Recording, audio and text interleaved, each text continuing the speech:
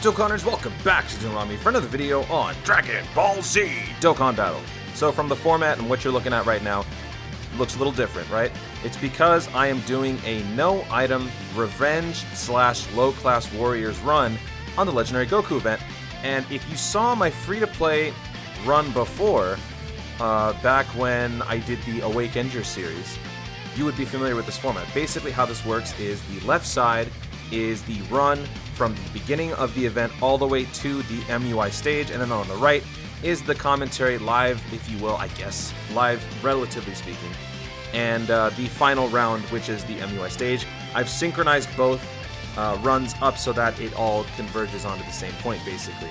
And this is quite an awesome category because there's a lot of defense. I was noticing when I was doing this run that there is actually really no weakness on this team except for one. Usually when I'm doing no-item runs like this, there tends to be a couple holes on the team, but here I've actually noticed that there's only one, which makes sense. When you're trying to do what I'm trying to do, if you have a unit that stacks both attack and defense, the rate at which their growth is achieved is a lot slower than one that just focuses on one stat in particular.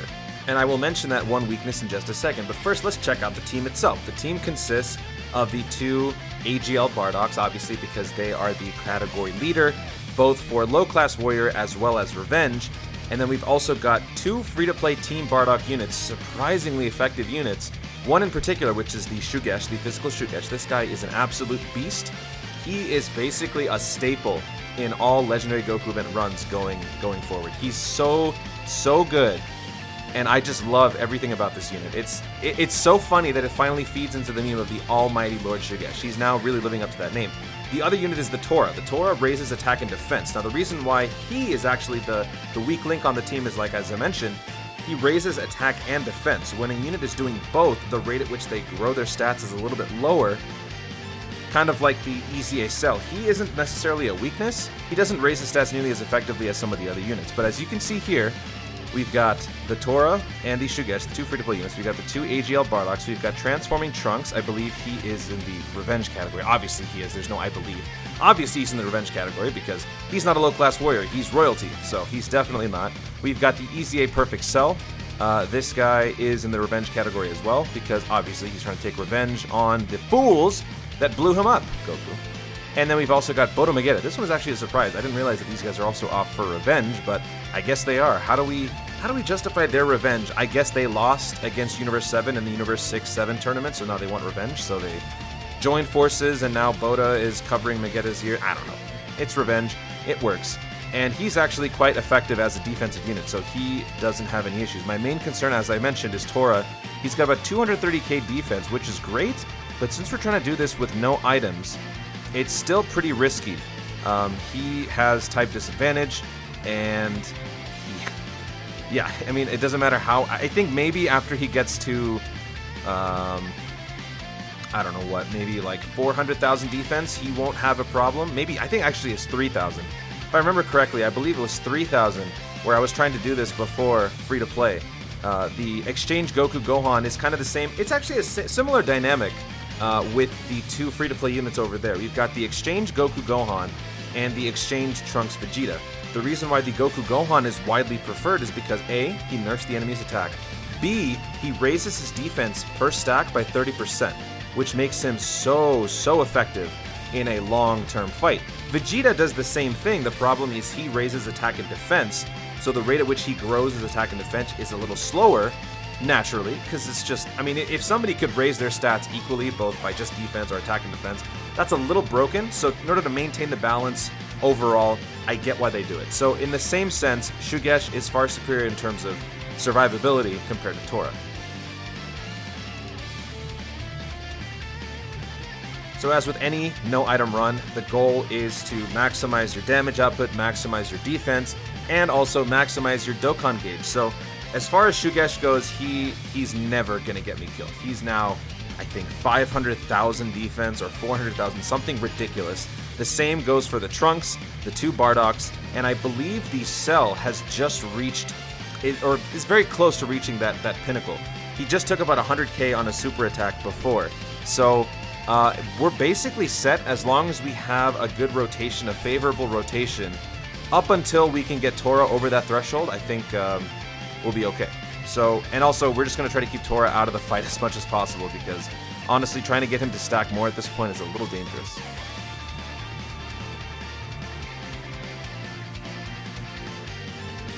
Alright, so here we don't get a super attack for Bardock, which is okay. He only raises defense on the super attack. He doesn't really have much of an offensive output during this fight, but that's okay. The main thing is that he tanks most of those hits, and unfortunately there was no super attack. Will we get one here? Yes, okay, good. So Bardock takes the super attack, that clears the rest of us. There really isn't any concern, as I mentioned before. There really isn't much of a concern, but let's say we were to take damage right now against Cell, or maybe Bota Magetta. Then, once TORA rolls around, if he were to somehow get hit, there's no way we're going to survive. We have to have full health in order to survive a super attack from MUI Goku on a tech unit with his current stats. So, because of that, we're going to keep him in the middle. Now, okay, long-time viewers, you know, this right here is one of those situations where anything can go wrong, and often does. Alright, we are looking at 10 attacks, okay? We've got 1 attack in the middle. How much you want to bet I'm going to get supered in the middle? Let's find out. But before we do, take a look at his attack power. So, Trunks is well over 1 million. That's to be expected. We've got 400,000 offense for TORA. We've got 240,000 defense. So, he's looking good, but he's just not there yet. And either way, whether you have SHUGESH or you have Trunks, you're going to survive a hit. So we're actually going to shuffle out SHUGESH, because we would probably want to have him on the other rotation. And then we'll keep Trunks and TORA together. So here we go. I'm calling it now. I'm going to get sniped in the middle slot, because that's typically what happens. 1 out of 10 chance. Now he just attacked, so we're 1 out of 9. So we're, what, 12%? 12% likely to get hit. Yeah, so I would have loved to have TORA sit out, but there's just too much facing me at the end. And we're about halfway now. 1 out of 6, I think? 1 out of 5. 1 out of... Woo! Okay, we're safe. We're safe. We're safe. This run, really, I mean, this is my first try, so I can't say that this one took a lot of effort. I think it's from all of the punishment that I've been taking doing the ultra free-to-play runs, no item. I guess I've gotten better at managing my units. Look at that, 200,000 attacks, 600,000 defense. I haven't seen these kinds of stats in a long time. So Bardock can go first, and we're going to get a Dokkan attack here too. There's really no way to avoid that, so we'll just go ahead and give that attack to him. And what's next? We got purple, green, green. We'll bring all the greens down just in case the worst should happen. But I don't think we're going to be in any trouble. If he's Super Cell, that's probably the biggest risk here. But he decided to Super Bardock. Either way, either Bardock, he wasn't going to do anything. This Bardock, I think, has like 500k. Yeah, so 500k damage yields 54. And my Dokkan attack game is on point! Bardock, 200k, no attack. I'm going to say 200,000 damage. 200,000 damage, Riot Smash. Wow, I was not even close. Okay, a million. We're about a third of the way through. 1 million damage for Bardock. That's good news. Maybe towards the end we can be a little fancy and we can have these guys transform. Typically I try not to do that, but this actually seems to be a pretty decent run. So maybe we can do some transformations. We've got 3 units that can transform. Both Bardocks and the Trunks have been wanting to transform since, I believe, the 3rd or 4th turn that they've been out here. So, yeah. It's very rare that I feel good about these runs. Alright, so once again, we're facing kind of a doomsday situation. We're going to have TORA face 2 attacks now instead of... Oh, actually, you know what? I don't know. I'm not sure how I want to play this. No matter how you spin it, this is pretty scary. Alright, we're just gonna roll the dice. We're gonna have TORA go first. Maybe an additional will kick in and we'll keep him alive. You know, even if he doesn't get hit, if Bota Magetta gets hit, that is not GG, but pretty damn close. So, yeah, no super attack. Trunks had to go first. There's no way in hell you're gonna put TORA at the beginning to face all those attacks. There's just no way. And in hindsight, Probably should have, but let's see. Additional. All right, so he got double additional, double defense boost. Is he going to get supered? He is not going to get supered. Okay, so we're in the clear with TORA. And now Bota Magetta. Do we really want to see whether his defense can carry him through a super attack? I guess we're going to find out. So he had about 144,000 defense, and then he used his super attack to increase his defense by 30%. So let's see how much this is going to give us. So there you go. This, I guess I was wrong. There is a second hole. That sounds so weird. I shouldn't have said that. There's a second weak link on the team, and his name is Bota Magetta. So let's quickly heal all that back. Thank you. And I think we're going to keep Bardock here so that we can have a little bit more linking and some more healing. All right, so now we're going to not only heal from all of those matching orbs, we're also going to heal 10% of our health thanks to the cell at the end. And now we've got one monstrous tank on either rotation. And I think moving forward, what we should probably try to do is keep SHUGESH and a Bardock on each rotation. And then have, have SHUGESH and Bardock on this rotation. And then have Trunks and Bardock on the other rotation, having Cell, Bota Magetta, and TORA straggle along in the back. So as long as we can get some favorable setups with minimal attacks at the end, we can do that. But knowing my luck, that's probably not going to be the case every single time. So there you go. We're back to full health. We are back to full health thanks to the healing properties of that super attack. And we've got nothing. We've got nothing facing us here. So this is really, really good. I think no matter what, at this point, you always want to end a run with, you always want to end a turn with having at least 3 orbs that match the type of the unit that's coming up next. So basically, each turn that we do this, if we have a string of yellow orbs or a string of green orbs, we'll be just fine. Any damage that we possibly take, whether it's almost lethal or not, we can heal it right back immediately with those matching orbs on the next turn. So to that end, those 3 yellow orbs that you saw, that's all for SHUGESH, if we were to take some damage. But we're not taking any damage, and we're getting more stacks from TORA. That is very, very good. TORA is still not at the 300,000 threshold, but he's getting there. So I guess what I said at the beginning was kind of wrong. We do have 2 weak points, and that is Bota Magetta. Now, Bota Magetta, he only takes about 250 on a super. Do we want to keep him around, or do we want to get rid of him? I kind of feel like we should get rid of him, because we are closing in on the finale.